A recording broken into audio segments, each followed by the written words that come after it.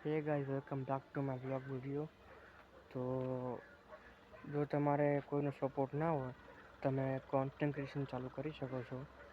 તો જો અત્યારે આ કળિયુગ છે અને તમારે ભરોસો રાખવાનો છે પોતાના ઉપર.